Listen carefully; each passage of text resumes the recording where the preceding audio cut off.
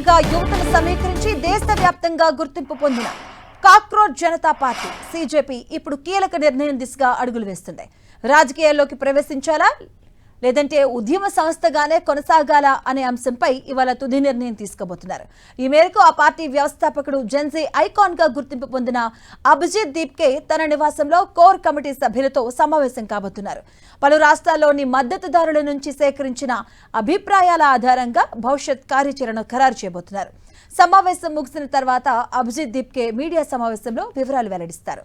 ఇక neat paper leak వ్యవహారంపై ఢిల్లీలోని జంతర్ మంతర్ వద్ద సీజేపీ నిర్వహించిన నిరసన విజయవంతం కావడం, దాని ఫలితంగా అప్పటి కేంద్ర విద్యాశాఖ మంత్రి ధర్మేంద్ర ప్రధాన్ రాజీనామా చేయడంతో ఈ ఉద్యమ సంస్థపై అంచనాలు భారీగా పెరిగాయి.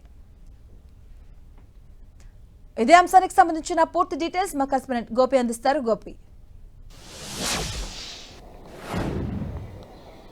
మాధవి, సుప్రీంకోర్టు సీజే చేసిన వ్యాఖ్యలను ఆధారంగా చేసుకొని ఆన్లైన్లో మొదలైన కాక్రోచ్ పార్టీ దేశవ్యాప్తంగా సంచలనం సృష్టించడం జరిగింది. నీటి ప్రశ్నపత్రాల లీకేజీకి నిరసనగా దాదాపు 36 రోజులు జంతర్ మంతర్ వేదికగా నిరసన తెలియజేయడం జరిగింది.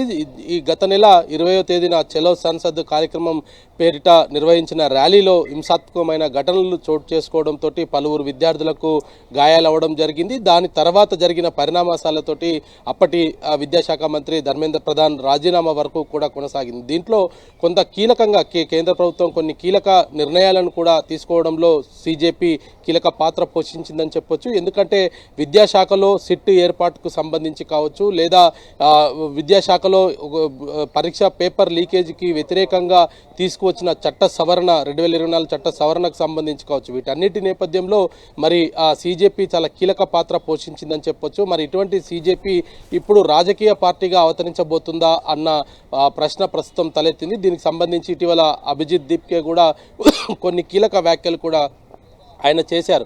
ముఖ్యంగా చూస్తే ఇటు తాము ఇప్పటి వరకైతే రాజకీయ పార్టీ పైన ఎటువంటి ఆలోచన చేయలేదు, కేవలం ఉద్యమంగా ప్రజా చైతన్యాన్ని కలిగించే విధంగానే తాము కొనసాగుతామంటూ కూడా చెప్పడం జరిగింది. అయితే పార్టీగా అవతరించాలంటే కొన్ని ఇంకా దానికి సంబంధించిన అంశాలపైన కూడా తాము ఎటువంటి చర్చ జరపలేదు. ప్రస్తుతానికి సంబంధించి కేవలం తాము ఉద్యమ నేపథ్యం ప్రజావేదికగానే తాము ఉండబోతున్నామంటూ కూడా ఆయన గతంలో స్పష్టం చేశారు. మరి ఈ రోజు జరిగే సమావేశంలో ఎటువంటి నిర్ణయం తీసుకోబోతున్నారు, ఉద్యమ పార్టీగా అవతరించబోతుందా లేదంటే ప్రజా వేదికగానే ఉండబోతుందా అనేది కూడా వేచి చూడాలి.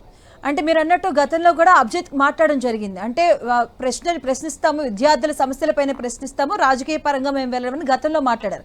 దాని తర్వాత సిచ్యువేషన్స్ ఎలా మారాయి, ఎలాంటి పరిణామాలు ఎదుర్కొన్నారని కూడా మనం చూసాం.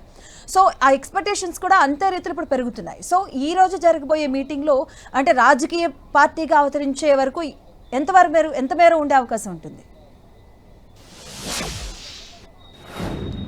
ఇక్కడ మనం గతంలో ఉన్న అంశాలను కూడా ఒకసారి పరిగణనలోకి తీసుకుంటే కనుక రాజకీయ పార్టీగా అవతరించాలంటే దాంట్లో అనేక అంశాలు దాంట్లో కేంద్రీకృతమై ఉంటాయి. ముఖ్యంగా విద్యార్థులకు సంబంధించిన ప్రశ్నపత్రాల లీకేజీ కావడంతో దేశవ్యాప్తంగా కూడా ఈ కాక్రోచ్ జనతా పార్టీకి కొంత మద్దతు లభించింది. దాంట్లో అనేక రాష్ట్రాల నుంచి కూడా యువత ప్రత్యక్షంగా, అదేవిధంగా ఆయా రాష్ట్రాల్లో కూడా వీళ్ళ పిలుపు మేరకు అక్కడ నిరసనలు తెలపడం జరిగింది. వేలాది మంది విద్యార్థులకు సంబంధించిన అంశము నీటి ప్రశ్నపత్రం ఏదైతే కేంద్ర ప్రభుత్వం ఎన్టీఏ ద్వారా తీసుకువచ్చిన జాతీయ పరీక్షా విధానంలో ఉన్న లోపాలు, ఇతర అంశాలపైన కూడా గత కొన్ని సంవత్సరాలుగా విద్యార్థులంతా కూడా తీవ్రమైన ఇబ్బందులు తలెత్తుతున్న నేపథ్యంలో ఈ యొక్క కాక్రోచ్ జనతా పార్టీ ఇచ్చిన పిలుపుకు స్పందన అయితే దేశవ్యాప్తంగా రావడం జరిగింది. కానీ ఒక రాజకీయ పార్టీగా మారాలి అంటే అనేక అంశాలను కూడా పరిగణనలోకి తీసుకోవాల్సి ఉంటుంది, ప్రజల మద్దతు కూడగట్టాల్సి ఉంటుంది. మరి అనేక విషయాలు గతంలో కూడా మనం అన్నా హజారే ఉద్యమం చూసాము. అన్నా హజారే ఉద్యమము ఏ విధంగా అయితే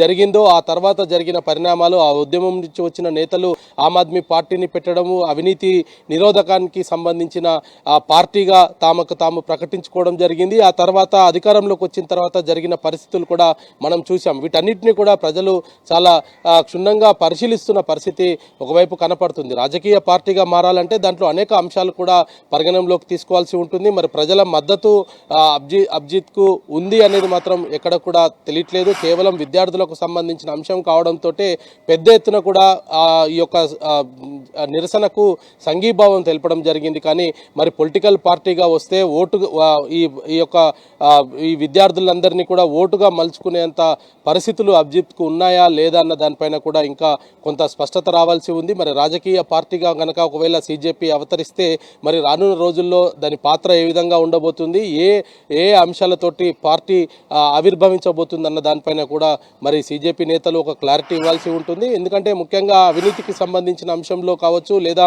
ఇతర అంశాల్లో సంబంధించిన దాంట్లో కూడా ఇప్పటికే ఆమ్ ఆద్మీ పార్టీ దాంట్లో ముందు వరుసలో ఉంది. మరి ఆ తర్వాత జరిగిన పరిణామాలు, ఢిల్లీలో ఆయన పదవి కోల్పోవడం వరకు కనుక చూస్తే అనేక అంశాలు కూడా దాంట్లో ముడిపడి ఉన్న నేపథ్యంలో మరి ఇప్పుడు సీజేపీ మరో రాజకీయ పార్టీగా అవతరిస్తుందా లేదా అన్న దానిపైన కూడా కొంత సందిగ్ధత అయితే నెలకొన్నది. ఎందుకంటే ముఖ్యంగా రాజకీయ పార్టీకి చాలా అంశాలు కూడా కొంత దాంట్లో ముడిపడి ఉంటాయి కాబట్టి వాటన్నిటికీ అంటే ముఖ్యంగా పార్టీ పెట్టాలి, పార్టీలో సభ్యత్వ నమోదుకు సంబంధించి కావచ్చు, పార్టీలో ఇతర అంశాలన్నింటినీ కూడా ఒకసారి కనుక మనం ఆలోచిస్తే వాటన్నిటినీ కూడా సీజేపీకి ఇప్పుడున్న పరిస్థితిలో దాదాపు అసాధ్యమని చెప్పొచ్చు. మరి ఇదే అంశాన్ని గతంలో కూడా అభిజిత్ దిప్కే చెప్పడం జరిగింది. రాజకీయ పార్టీగా మేము రాము, కేవలం ప్రజావేదికగానే తాము ఉంటామంటూ కూడా ఆయన ప్రకటించడం జరిగింది. మరి ఈరోజు ఎటువంటి నిర్ణయాన్ని ప్రకటిస్తారు, దీంట్లో ఆయనకు ఇతర విభాగాల నుంచి అంటే రాజకీయంగా ఆయన పార్టీ స్థాపించడానికి ఏ అంశాలు ఆయనతో కలిసి వస్తాయి, వాటన్నిటినీ కూడా